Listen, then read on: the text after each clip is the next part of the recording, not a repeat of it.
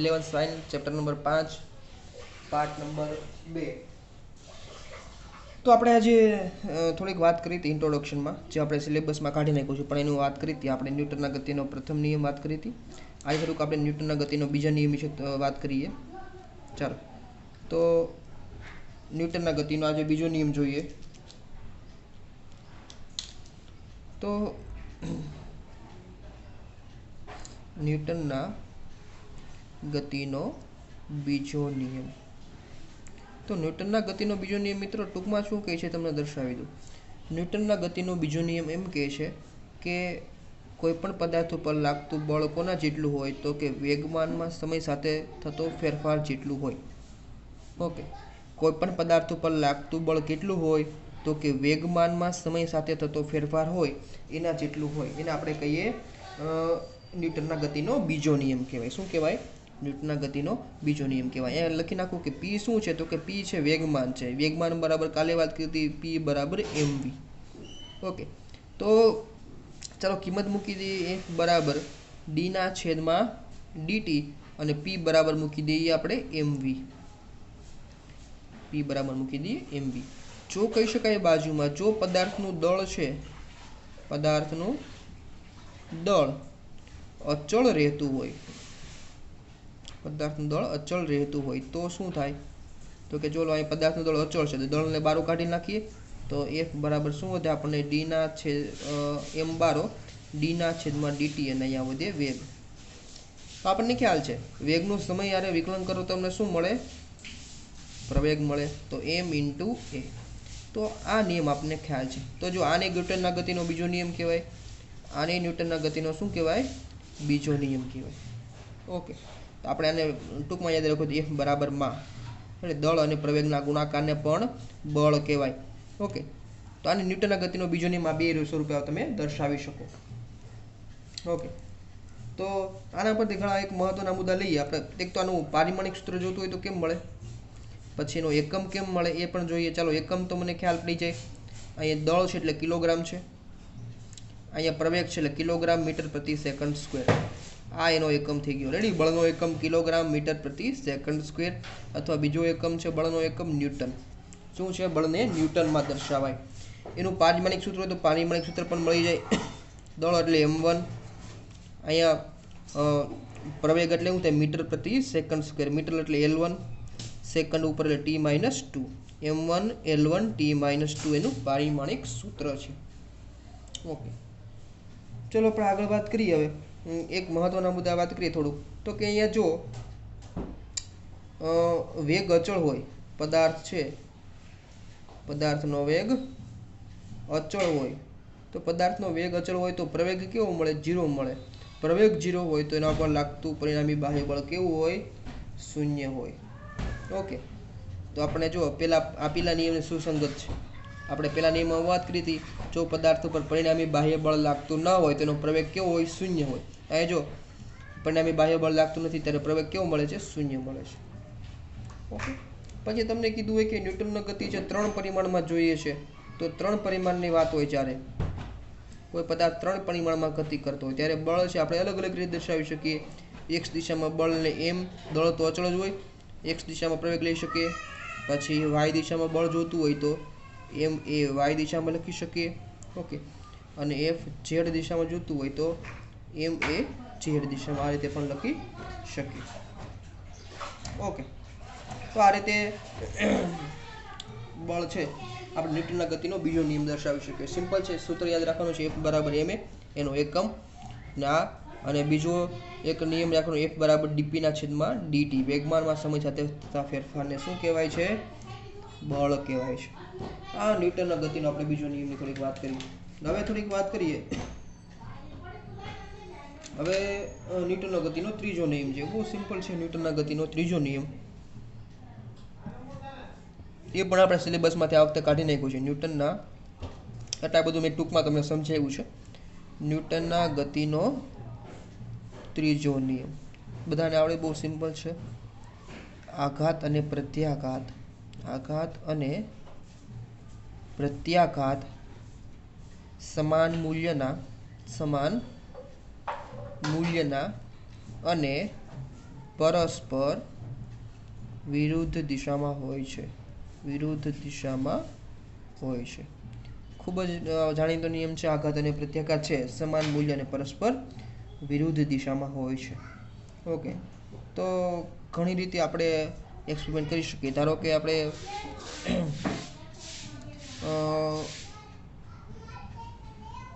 ધારો કે આ બે ગોળી છે, રેડી ને, આ બે બંને અથડાય છે, આ ગોળી આમથી આવતી હતી, આ ગોળી આમથી આવતી હતી, બંને અથડાય છે।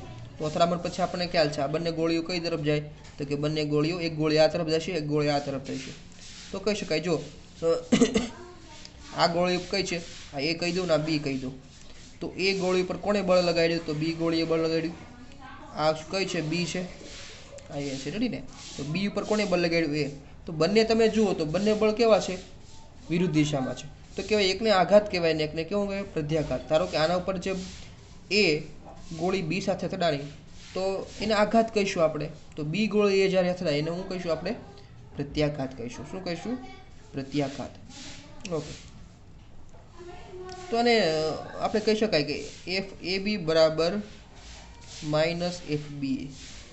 તો આ આઘાત અને પ્રત્યાઘાત જો બંનેનું મૂલ્ય સમાન છે, બંનેના સમાન મૂલ્ય ના હોય, સમાન મૂલ્ય છે બંનેનું પણ કેવા છે, બંને વિરુદ્ધ દિશામાં છે। ઓકે, તો આને આપણે ન્યૂટનના ગતિનો છે એ ત્રીજો નિયમ કહીશું। ઘણી રીતે ન્યૂટનના ગતિનો ત્રીજો નિયમ છે આપણે લાગુ પાડી શકીએ। પછી તમને ગાળો પૂછે કે બળનો આઘાત પૂછે, એક નવો શબ્દ છે બળનો આઘાત।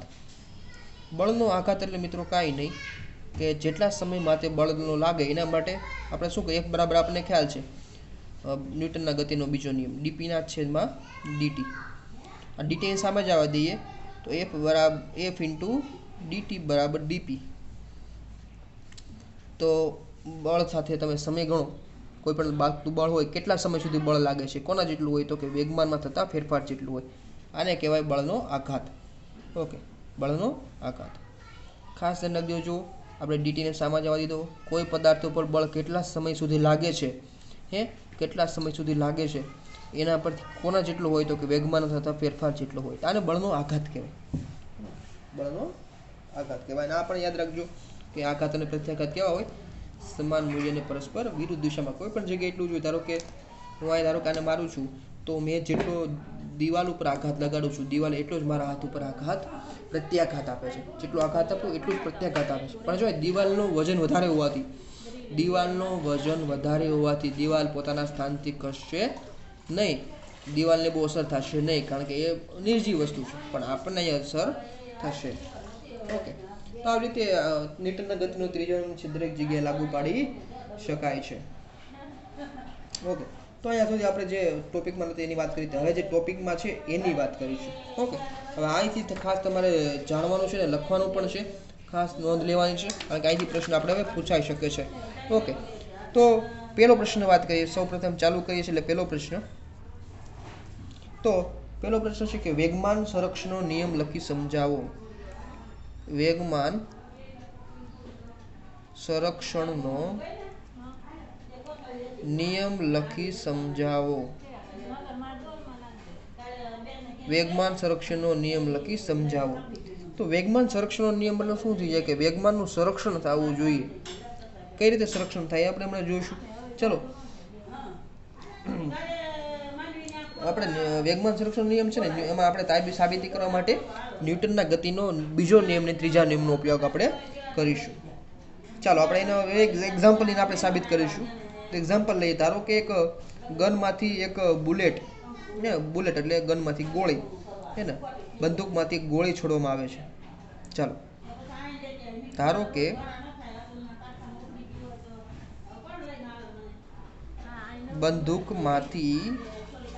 બંદૂકમાંથી ગોળીને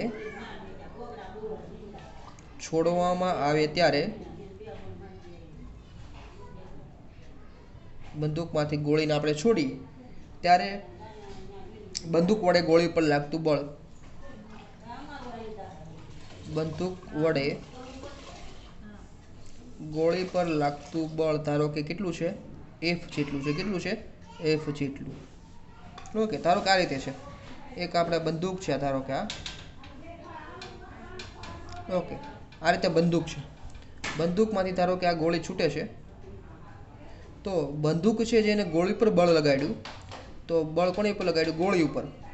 એટલે બુલેટ ઉપર લાગતું બળ દ્વારા કોને દ્વારા? ગન દ્વારા. ઓકે, ગનને આપણે જી કહીએ. બુલેટ ઉપર લાગતું બળ ગન દ્વારા. એ કેટલું આપણને કીધું છે? એફ કીધું છે. બંદૂક વડે ગોળી પર લાગતું બળ કેટલું છે? આપણે એફ આપ્યું છે. ચાલો, અને ગોળી પણ બંદૂક ઉપર બળ લગાડે છે. એટલે આપણે જોઈએ કે જ્યારે બંદૂક આપણે ગોળી ચલાવીએ ત્યારે ગોળી તો આગળ ધક્કો લાગે જ, ગોળી એટલું જ બળ પાછળ તરફ લગાડે. આપણે હમણાં જ વાત કરી આઘાત અને પ્રત્યાઘાત. ગોળી આગળ જાય પણ બળ આપણને પાછળ લગાડે વિરુદ્ધ દિશામાં, એટલે આપણે બંદૂકમાં થોડુંક ઝટકો લાગે, પાછળ બંદૂક લઈ જાય. તો ગોળી છે એટલું જ બળ બંદૂક તરફ લગાડે છે, એટલે માઇનસ એફ થઈ જાય વિરુદ્ધ દિશામાં. આ બળ એફ એ આ તરફ, આ બાજુ માઇનસ એફ આ તરફ ગોળી લગાડે છે. ઓકે, ચાલો, આ રીતે લાગે છે. હવે ન્યૂટનના ગતિનો બીજો નિયમ આપણને ખ્યાલ છે. ઓકે, ચાલો, એ રીતે આપણે ન કેવું હોય તો આપણે ચાલો હવે આપણે જોઈએ કે ગોળી છોડ્યા પછી ગોળીનું વેગમાન પીબી કહીએ. ઓકે, ગોળી છોડ્યા પછી ગોળીનું વેગમાન એટલે આપણને ખ્યાલ છે દળ ગુણ્યા વેગ. કેટલું કહી દઉં? પીબી કહી દઉં. બુલેટનું રેડી ને? પીબી છે. અને બંદૂકને મળતું વેગમાનને કેટલું કહી દઉં? પીજી કહી દઉં. બંને વેગમાન એટલે જો ગોળી આગળ તરફ ધકેલાણી તો ગોળીનું વેગમાન પીબી લઈ લો આમ, અને બંદૂક કઈ કે પાછળ તરફ, એનું વેગમાન કઈ છે? વેગ પાછળ તરફ છે. તો બંને વિરુદ્ધ દિશામાં છે. તો પીબી ને પીજી કેવો થઈ જાય? બે સમાન છે, બે સમાન વેગમાન. જેટલું આને આગળ વેગમાન મળે છે એટલું જ આને વેગમાન મળે છે. આને આગળ તરફ મળે છે, આને કેવું મળે છે? પાછળ તરફ મળે છે. ઓકે, પણ કેવું છે? બંને વિરુદ્ધ દિશામાં છે. તો આને માઇનસ છે ને આ બાજુ લઈ લઉં તો પ્લસ થઈ જાય. તો પીબી પ્લસ પીજી બરાબર 0. બરાબર શું થઈ જાય? 0 થઈ જાય. ઓકે, આ માઇનસ આ બાજુ લઈ લો તો બરાબર કેવું થઈ જાય? 0 થઈ જાય. તો કહી શકાય કે કુલ વેગમાન, જો આ બંદૂકનું વેગમાન, આ કોનું વેગમાન થઈ ગયું? ગનનું વેગમાન. બંનેના તંત્રનું કુલ વેગમાન કેવું મળે છે? 0 મળે છે. ઓકે, તો કહી શકાય કે તંત્રનું કુલ વેગમાનનું સંરક્ષણ થાય છે. શું થાય છે? સંરક્ષણ થાય. મતલબ સંરક્ષણ એટલે સચવાય છે કઈ રીતે? તો કે પહેલા બંદૂક અને ગોળી સ્થિર હતી ત્યારનું વેગમાન 0 હતું. હવે ગોળી છૂટ્યા પછી પણ આપણે જોયું કુલ તંત્રનું વેગમાન કેવું થઈ જાય? 0 થઈ જાય છે. પહેલા પણ 0 હતું, પછી પણ 0 રહેશે. તો કેવી રીતે સાચવણી થાય છે, હે ને? સંરક્ષણ થાય છે એમ કહેવાય. શું કહેવાય? સંરક્ષણ થાય છે તેમ કહેવાય. ઓકે, ચલો, આવી રીતે બીજું ઉદાહરણ પણ એને આપ્યું છે. તો વેગમાન સંરક્ષણ નિયમ લખી નાખીએ આપણે અહીંયા. વેગમાન સંરક્ષણનો નિયમ. તો વેગમાન સંરક્ષણનો નિયમ શું કહેવાય છે? કે આંતરક્રિયા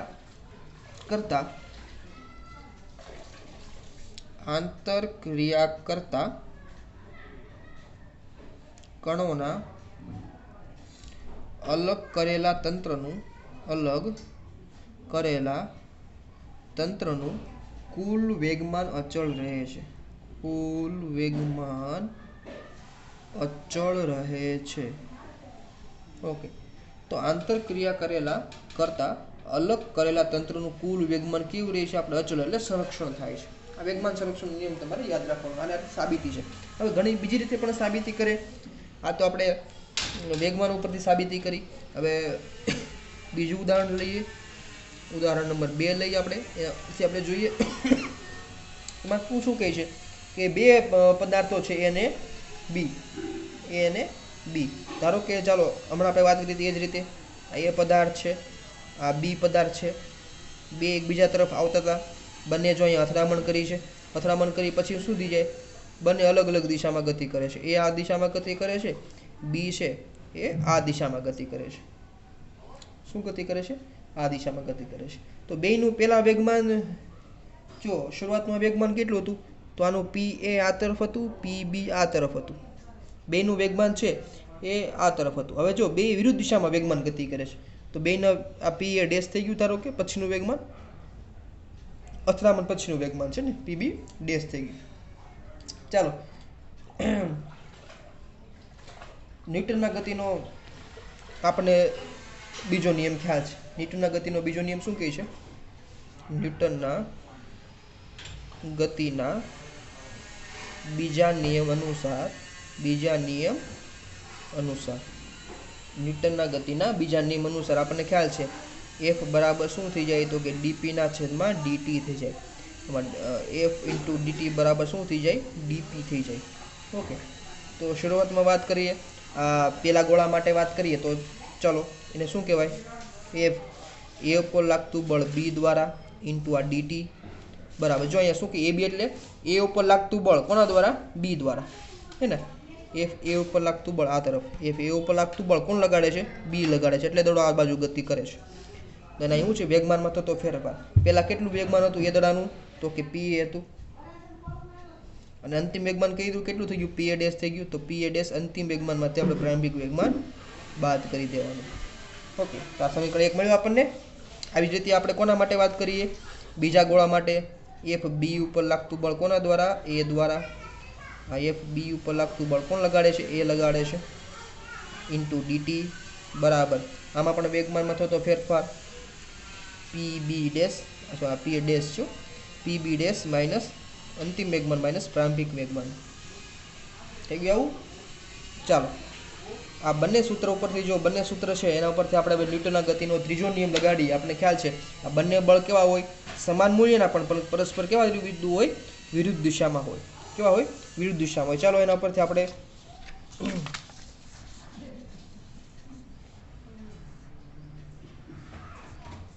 જોઈએ અહીંયા. તો ન્યૂટનના ગતિના ત્રીજા નિયમ અનુસાર ન્યૂટનના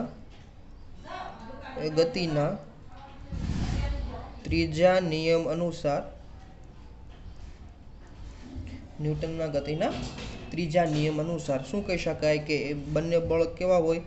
એફ એ બી બરાબર માઇનસ એફ બી. બંને બળ સમાન મૂલ્યના અને વિરુદ્ધ દિશામાં હોય. બંને વિરુદ્ધ દિશામાં છે અને મૂલ્ય કેવા છે? સમાન છે. તો બંનેની કિંમત મૂકી દઈએ આપણે. બંનેની કિંમત અહીંયા મૂકી દઈએ. ચાલો એફ એ બી ને એફ બી. ચાલો આપણે એફ બી એ છે, એફ એ બી અને એફ બી એની આ ડીટી છે. બે બાજુ ડીટી કેન્સલ થઈ લખવાની જરૂર નથી. તો આ બાજુ શું લખશું આપણે? પી એ ડેશ માઇનસ પી એ બરાબર, આ વચ્ચે માઇનસ તો છે જ. એફ બી એ શું છે આપણી પાસે? પી બી ડેશ માઇનસ પી બી. ઓકે, ચલો આમાંથી આપણે ગોઠવણી કરીએ. તો પી એ ડેશ એમનું રાખું છું અને આ પી બી ડેશ છે જ્યાં માઇનસ છે આ બાજુ આવી તો પ્લસ થઈ જાય. આ પ્લસ પી બી ડેશ બરાબર. આ પી એ માઇનસ છે સામે તો પ્લસ થઈ જાય પી એ. આ માઇનસ માઇનસ પ્લસ થઈ જાય તો પ્લસ પી બી. તો આપણને શું મળ્યું? આ બંને ગોળાનું જો પી એ ડેશ પી બી ડેશ બંને ગોળાનું શું છે? પી એ ડેશ પી બી ડેશ અંતિમ વેગમાન છે અને આ પી એ અને પી બી શું છે? પ્રારંભિક વેગમાન છે. તો કહી શકાય કે અલગ કરેલા તંત્રનું આ અંતિમ વેગમાન બરાબર આપણને શું મળ્યું? પ્રારંભિક વેગમાન. શું મળ્યું? અંતિમ વેગમાન બરાબર પ્રારંભિક વેગમાન. ખાસ સૂત્ર યાદ રાખજો, અંતિમ વેગમાન બરાબર પ્રારંભિક વેગમાન. ઓકે, તો આ રીતે છે એ વેગમાન સંરક્ષણનો નિયમ કહી શકાય છે. અંતિમ વેગમાન બરાબર પ્રારંભિક વેગમાન. ઓકે, તો આ રીતે આપણે ન્યૂટનના ગતિનો છે એ બીજો નિયમ જોયો. ત્રીજો નિયમ ઉપરથી આપણે આ વેગમાન સંરક્ષણનો નિયમ છે આપણે અહીંયા સાબિત કર્યો છે. ઓકે, તો આવી રીતે એક બિંદુગામી બળ પણ આપણને પૂછ્યું છે, કણોના તંત્રનું સંતુલન. તો એના પછીનો પ્રશ્ન જોઈએ. કણોના તંત્રનું સંતુલન. ઓકે, એમાં પણ આપણને કીધું છે કે એક બિંદુગામી બળ. કેવું કીધું છે? એક બિંદુગામી બળ. હવે નામ ઉપરથી થોડોક આપણને આઈડિયા આવી જાય. એક બિંદુગામી બળ એટલે શું થઈ જાય કે એક જ બિંદુ પર બળ લાગતું હોય ને એક બિંદુગામી બળ કહેવાય. ઓકે, એક જ બિંદુ પર બળ લાગતું હોય એને એક, જેની વ્યાખ્યા ચોક્કસ રીતે લખવી હોય, આ તો આપણે ખાલી ટૂંકમાં લખાવી, ચોક્કસ રીતે વ્યાખ્યા લખવી હોય તો કહેવાય કે જે બળોની કાર્યરેખા, જે બળોની કાર્યરેખા એક જ બિંદુમાંથી, જે બળોની કાર્યરેખા એક જ બિંદુમાંથી પસાર થતી હોય તેને એક બિંદુગામી બળ કહેવાય છે. જે બળોની કાર્યરેખા એક જ બિંદુમાંથી પસાર થતી હોય ને એક બિંદુગામી બળ કહેવાય. હવે એક્ઝામ્પલ લખીએ આપણે.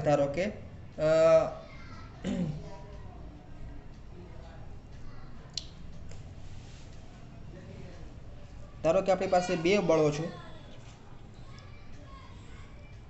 એક કણ છે એની ઉપર બે બળો લાગે છે. એક પાર્ટિકલ ઉપર બે બળો લાગે છે, F1 અને F2 એક સાથે લાગતા હોય છે. ઓકે, તો પેલા એક વાત કરીએ કે એક કણ ઉપર F1 અને F2 બળ એક સાથે લાગે છે. એક સાથે, એક જ કણ ઉપર બે બળો લાગે છે, એક સાથે બે બળો લાગે છે. ઓકે, તો ધારો કે આ રીતે પદાર્થ છે, એની ઉપર ધારો કે F1 બળ આ તરફથી લગાડે છે કોક, અને F2 બળ સામે સામે એક જ સમયે બે બળો લાગે છે વિરુદ્ધ દિશામાં. તો કહી શકાય કે F1 બળ બરાબર -F2. બંને બળ જો વિરુદ્ધ, બંને બળ એક આ બાજુથી એક વિરુદ્ધ દિશામાં, તો F1 બરાબર -F2 કહી શકાય. તો કહી શકાય કે બે બળો છે સમાન છે પણ બંને કેવા લાગે છે? વિરુદ્ધ દિશામાં લાગે છે. આ બળ બે કેવા છે? સમાન બળ લાગે છે પણ કેવા છે? વિરુદ્ધ દિશામાં લાગે છે. વિરુદ્ધ દિશામાં લાગે છે. તો આ શું થઈ ગયું? કણનું સંતુલન થઈ ગયું. આ પદાર્થનું શું સંતુલન થઈ ગયું? બંને એક સમાન મૂલ્યના પરસ્પર વિરુદ્ધ દિશામાં બળ લાગે છે. તેથી આ પદાર્થ પોતાના સ્થાનથી ક્યાંય હલનચલન કરશે નહીં, આને પ્રવેગી મળશે નહીં. આનું શું થઈ ગયું? સંતુલન કહેવાય. શું કહેવાય? સંતુલન. જો વિરુદ્ધ દિશાના બળ તમે લાગતા હોય તો આને શું કહેવાય? સંતુલન. હવે તમને ખ્યાલ તો પડી જાય કે બે બળ હોય વિરુદ્ધ દિશામાં લાગે તો પદાર્થ છે, ધારો કે આને હું આ બાજુથી ખેંચું છું, આને આ બાજુથી ખેંચું છું, તો પેન વચ્ચેના સ્થાનથી હલશે નહીં, તો આનું સંતુલન કહેવાય. પણ સર ત્રણ બળ હોય ત્યારે શું કહેવાય? તો ત્રણ બળની વાત કરી. જ્યારે એક જ કણ પર ત્રણ બળ લાગતા હોય ત્યારે સંતુલન કેમ થાય? ચાલો, જ્યારે એક જ કણ પર F1 બળ લગાડીએ, F2 બળ લગાડીએ અને F3 બળ લગાડીએ ત્યારે શું થાય? એક કણ ઉપર ત્રણ બળ લગાડીએ તો સંતુલન માટે ખબર પડી ગયું આપણને. સંતુલન કરવું તો શું થવું જોઈએ? અહીંયા પણ સંતુલન કરવું તો શું કરવું આપણે? સંતુલન કર્યું તો આ બાજુ અહીંયા કુલ બળ કેટલું થાય છે? અહીંયા -F2 છે, આ બાજુ આવે તો શું થઈ જાય? તો F1 + F2 બરાબર 0. મતલબ પદાર્થ ઉપર લાગતું કુલ બળ કેવું થવું જોઈએ? 0 થવું જોઈએ. અહીંયા પણ ત્રણ બળ લાગે છે એક જ કણ ઉપર, તો મતલબ ત્રણેય બળોનો સરવાળો કેવો થવો જોઈએ? F1 + F2 + F3, ત્રણેય બળોનો સરવાળો કેવો થવો જોઈએ? 0 થવો જોઈએ. તો કણ છે એવું સંતુલનમાં કહેવાય. એની આકૃતિ દોરીએ કેમ? ચલો એક કણ લઈએ આપણે. અહીંયા કણ છે, એના પર ધારો કે F1 બળ લાગે છે આ તરફ, આ રીતે એના ઉપર F2 બળ લાગે છે. ઓકે, આ રીતે એની ઉપર F2 બળ લાગે છે. તો આ બેનું પરિણામી બળ જોઈએ આપણે ક્યાં તરફ છે? આ તરફ છે. આ બેનું પરિણામી બળ આ તરફ. પરિણામી બળ શું કહેવાય? F1 + F2. જો આ બેનું પરિણામી બળ કેટલું લાગે છે? આ દિશામાં લાગે. તો એટલું જ બળ જો વિરુદ્ધ દિશામાં લાગતું હોય તો કણ સંતુલનમાં રહે. તો વિરુદ્ધ દિશામાં એટલું જ બળ લાગવું જોઈએ. કેટલું? પણ વિરુદ્ધ દિશામાં -F1 + F2 બળ છે એ વિરુદ્ધ દિશામાં એટલું જ બળ વિરુદ્ધ દિશામાં લાગવું જોઈએ. તો કણ વચ્ચેનો કણ કેવો રહે? સંતુલનમાં રહે. તો આ બળ કેટલું, કોના જેટલું હોવું જોઈએ? તો કે F3 જેટલું હોવું જોઈએ. F3 બળ કોના જેટલું હોવું જોઈએ? તો કે F1 F2 ના સરવાળા જેટલું હોવું જોઈએ.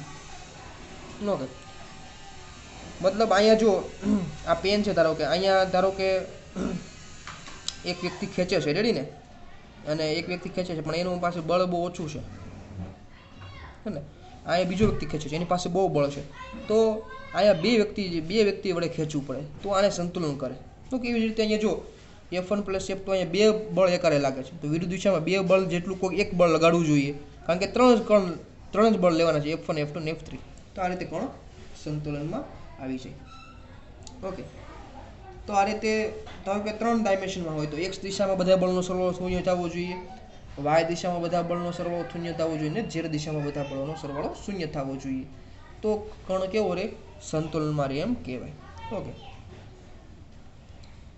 ચાલો થેન્ક યુ વેરી મચ